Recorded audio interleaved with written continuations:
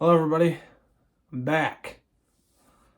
Just want to start off this video by saying yes, I did just get out of the shower. I'm also exhausted, but I told myself, hey, I gotta record a video today, so that's what we're doing. I want to get it done and over with, so that way I can have the rest of the day to just lay down in that bed right there. The first round of the NBA playoffs is over, and what a first round it was. We had upsets. We had incredible battles in the first round. We had beefs. We had 50-point games. We had just incredible performances all around from a bunch of different players. And today, I'm going to give my predictions for the second round of the NBA playoffs. Although I didn't give my predictions for the first round, most of the series that I predicted were wrong. The only one that I got right was Lakers in 6. What else did I get right? I think that was it. I think I said Warriors in 6. That didn't happen. They won in 7, so close enough. I said Cavs in 6. Yeah, and pretty much every single other one I got wrong. Well, I said Sixers in 5.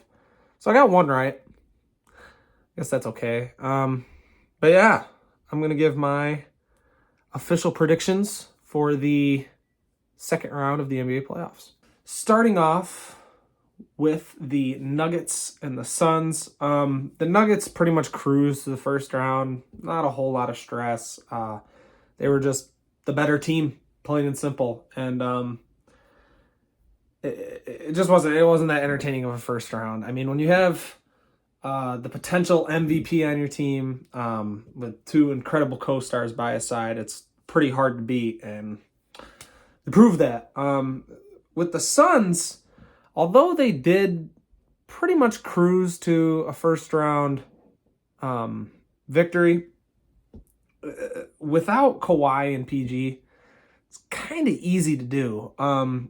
With Kawhi going down with injury and PG being out before the series even started, most people wrote off the Clippers, but they ended up stealing game 1. And if Kawhi didn't get injured, they might have taken it to 5 or 6, maybe even 7 games. Because as we know, Kawhi is just an incredible playoff performer. But he got hurt. That didn't happen. The Suns took care of business, and now they're in the second round. So let me give my prediction. I think this series is going to be a little less competitive than people think. I think, plain and simple, the Nuggets are just the better team. The Suns just have not had enough time to gel together, and I don't think they have the depth to compete with the Nuggets. I think that the Nuggets overall are just the better team, plain and simple. The Nuggets have overall a better offense. They have a better defense. They have a better bench. They have better role players. Like, the Suns are super top heavy. They rely a lot on their 2 stars right now. They're relying a lot on their 2 stars right now in Devin Booker and KD. And that can only get you so far. I mean, we've seen this happen with other teams where you're like, man, how can they lose with all this talent?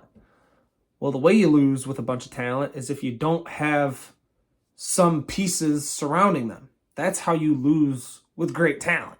I think the Nuggets take this series in 6 games. I think the Suns can steal a couple games just because of the talent that they have, but I just don't see them winning the series. I think the Nuggets are just plain and simple the better team. They're the best team left in the West right now, and I think they move to the Western Conference Finals again. The last time they made it was in the bubble, and they lost in 5 to the Lakers. So we'll see what they can do in the Western Conference Finals this year. And now the series that everyone is looking forward to: Lakers, Warriors. LeBron versus Curry. Draymond versus AD. It's kind of it. I think, honestly, the most entertaining matchup out of those two is going to be Draymond and Anthony Davis. I mean, the beef they're going to have is going to be so fun to watch. So fun to watch. Draymond's just going to be talking a bunch of shit. Oh, man. I can't wait for that. Anyway, Warriors Lakers. This series is interesting for me, and for two reasons. One reason being the Lakers all season, or I should say the Lakers all season. Lakers all season, or all regular season, struggled with defending great guard play. They couldn't find a way to stop good guard play, and it hurt them a ton. In the playoffs so far, they've done an okay job.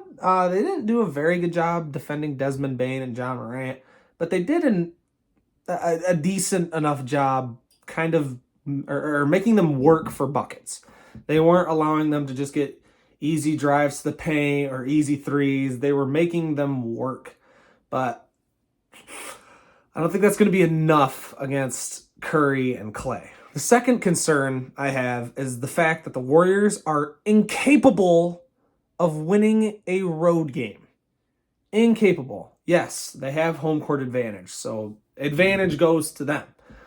But not being able to win a road game is a problem. Yes, they beat the Kings on the road in Game 7. But, again, it worries me. The Lakers have playoff experience. The Kings did not. So, the fact that they were able to win Game 7 on the road, and it took, by the way, before I continue, it took a 50-point game from Steph Curry for the Warriors to win that game. It concerns me. It's definitely a huge concern. However, when it comes to the Lakers, their defense has been spectacular, especially on the interior. Again, as I said, they've struggled defending great guard play, but on the interior, they have been dominant this postseason. The combination of Jared Vanderbilt and Anthony Davis has been insane. The length down low, along with the incredible footwork and the athleticism, is going to destroy the Warriors on the interior. It's going to destroy pretty much any team in the West except for the Nuggets. But that combination down low is going to give the Warriors big problems. Big problems. One of the big reasons why the Warriors were able to beat the Kings was because of the fact that they were just playing out better on the interior, which is shocking to say since the Kings do have Domantas Sabonis and Keegan Murray. But Kevin Looney was just feasting on the Kings. Feasting. I think he had to have averaged 5 or 6 offensive rebounds a game, which is craziness. But against the Lakers, that is not going to happen, or at least it shouldn't happen. This Warriors-Lakers series is going to be a tight one. I definitely think it goes to 7 games, as the Celtics are up by 3 against the Sixers at halftime. Go Celts. I think this series goes to 7 games. And I think the Warriors have the edge in the series. Hey guys, just wanted to say that I am switching my pick to the Lakers. Don't know why I picked the Warriors. Now listening back and doing more research, I am definitely going with the Lakers. I wanted to say that, this video is probably coming out before Game 1 starts, so just so you guys know, I'm going with the Lakers in 7. I think their presence down low is going to prove to be too much. I think they have the necessary defensive assets to deal with Curry, or at least slow him down a little bit. And I just think the Lakers are the better team, and I think they take this series and move on to the Western Conference Finals. See you later. Moving on to the East, the first series we have to talk about is Knicks Heat. Did not think I was going to be saying that. I thought I was going to be saying Bucks Cavs, but things happen. Sometimes life is just confusing. Got both of these series way wrong. Could not have gotten them more wrong.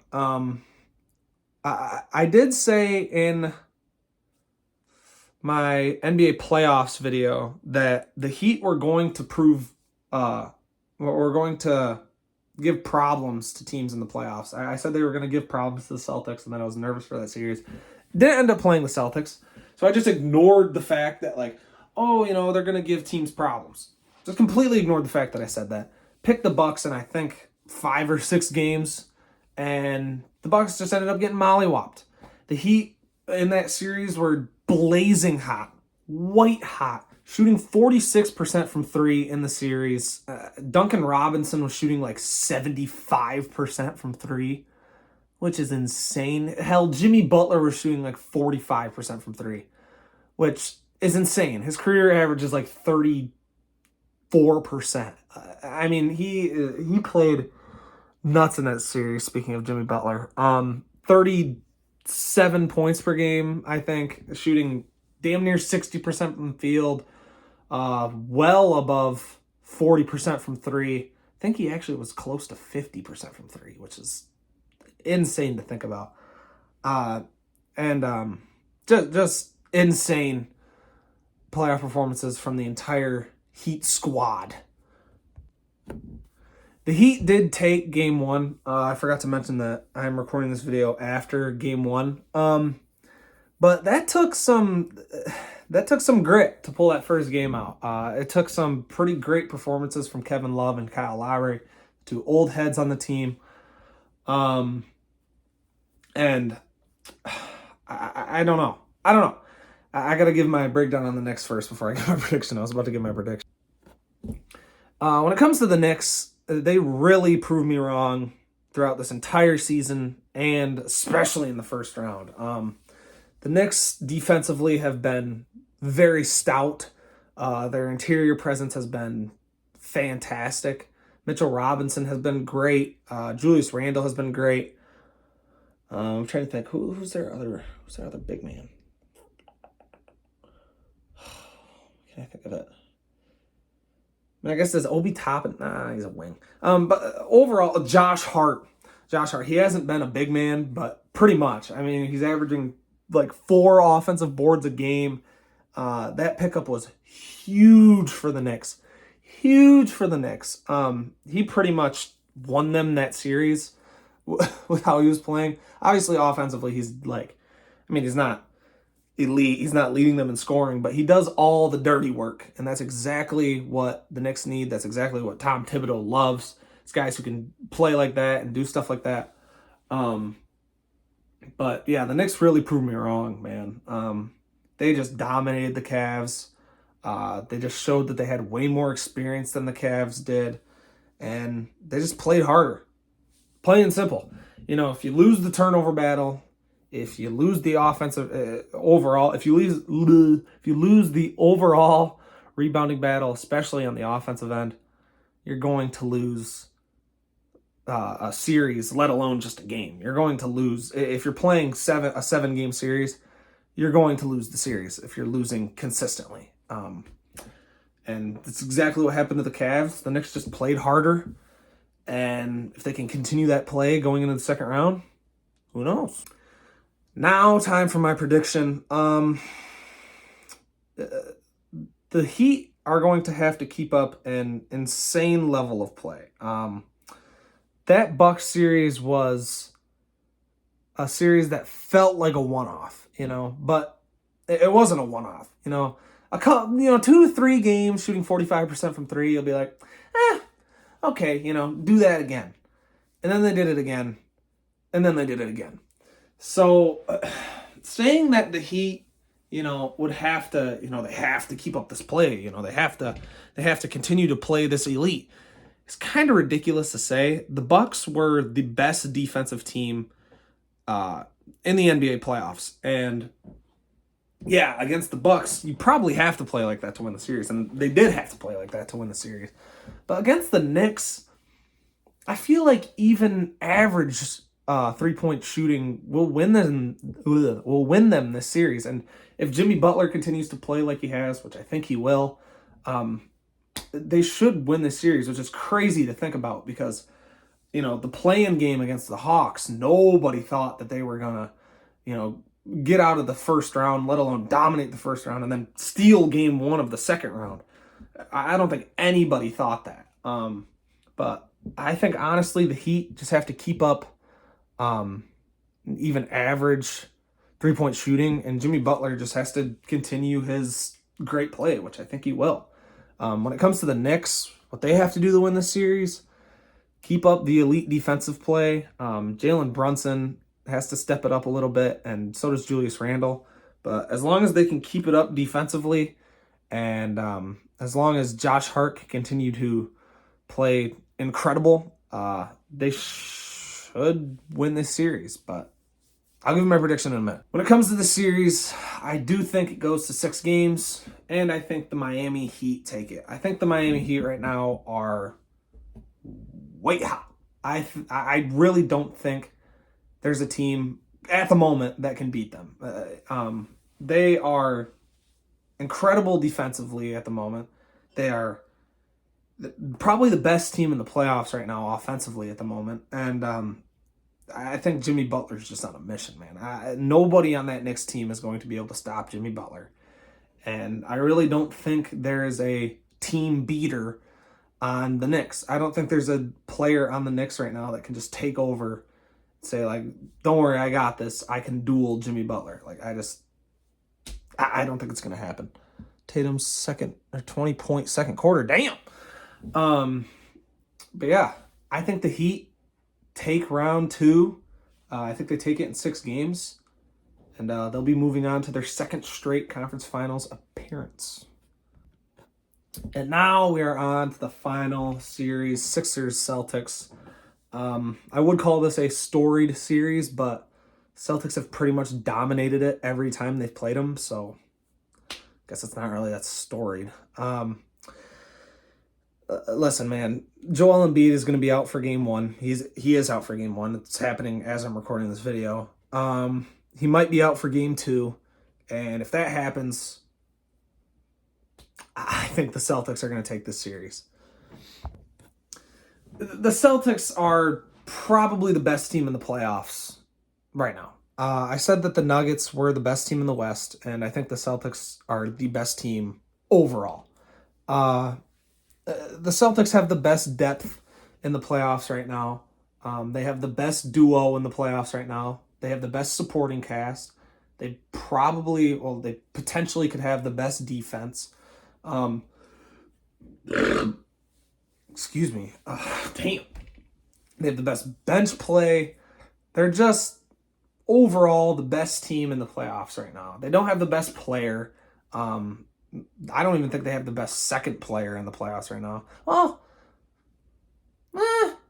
they might.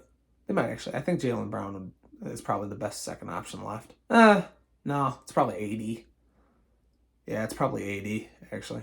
But yeah, the Celtics right now are just so good overall. But before I start, glazing the Celtics too much, let me move on to the Sixers. The Sixers do have a top 3 MVP candidate on their team in Joel Embiid.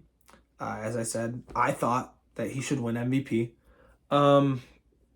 They have James Harden. They also have pretty good depth, or at least they have a pretty good supporting cast. Their depth has been so far, but I just don't know if this team can keep up with the Celtics. Their half-court offense has been pretty damn good. And I think they'll be able to move the ball around a little more and generate more threes and potentially more paint looks without Joel Embiid. But without Joel Embiid, you're missing a 30-plus point per game scorer. So it's not going to be very easy. Defensively, though, is where this series is what the series is inevitably going to come down to. And I think the Celtics overall are just the better team defensively. They're the more complete team defensively. They have a better interior defense. They have a better perimeter defense. They have more depth at the guard position, which I think is very important when it comes to the playoffs. They have better defense when it comes to the guard position. They just have better defense overall. So I just don't see how the Sixers can win this series. However, I do think that the series will go to either 5 or 6 games. I'll say 6 games. I'll say 6. Joe Mazzulla is not as experienced of a coach as Doc Rivers is, although I hate Doc Rivers. I think that he's a complete choke artist. I know he's a former Celtic coach, whatever. I do think that his experience will show for at least a couple games in this series.